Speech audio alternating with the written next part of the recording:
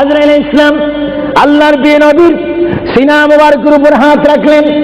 হাত মুবারক রাখার পরে এই মুহূর্তের মধ্যে আল্লাহর নবী দুজানের বাচ্চা নবী তিনি একটা চিৎকার মারলেন, ও ভাই আজরাইল তুমি কি করতেছো? ইয়া রাসূলুল্লাহ আপনার রূহ মুবারক আমি বাহির করতেছি। আজরাইল তুমি কি করতেছো? ইয়া রাসূলুল্লাহ আপনার রূহ মুবারক আমি নিয়ে যাচ্ছি।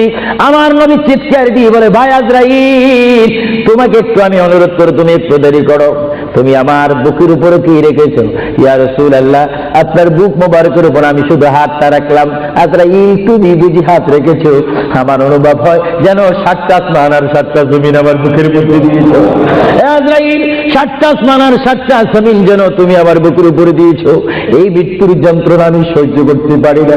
তবে তোমাকে আমি অনুরোধ করি, আমার উম্মত গুনাহগার হবে, আমার উম্মত বদকার হবে, আমার উম্মত আমাকে না দেখে দেখে ইয়া নবী ইয়া রাসূল বলবে, আমার উম্মতরা তোমার এই কষ্ট সহ্য করতে পারবে না।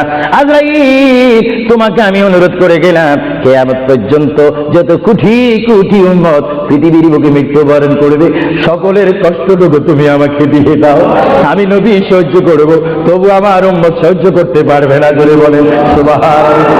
আল্লাহ নবী কেঁদে কেঁদে যখন বলেন, এই মুহূর্তে আজরাইল বলে, ইয়া রাসূলুল্লাহ ইয়া হাবিবাল্লাহ আপনাকে আমি একটা কথা জানাই দিতে চাই, যারা আপনারা আশিক, যারা আপনার গোলাম, যারা আপনার প্রেমিক, যারা কোরআন শরীফ পড়ে, যারা দুরূদ শরীফ পড়ে, যারা নামাজ পড়ে, আল্লাহর সাথে কাউকে শরীক করে না, নবীর সাথে বেয়াদবি করবে না, আউলিয়া কেরামের সাথে বেয়াদবি করবে না, ইয়া রাসূলুল্লাহ তাদের মধ্যে আল্লাহ এমন একটা ঈমানের স্পিরিট দিবে, তাদের সামনে যখন আমি চলে যাব, চুম্বক চুম্বককে দেখলে যেমনি ভাবে একে অপরকে আকর্ষণ করে, ইয়া রাসূলুল্লাহ এমনি ভাবে আপনারা আশিকদের রূহ আমি নেব, তারা নিজেও বলতে পারবে না।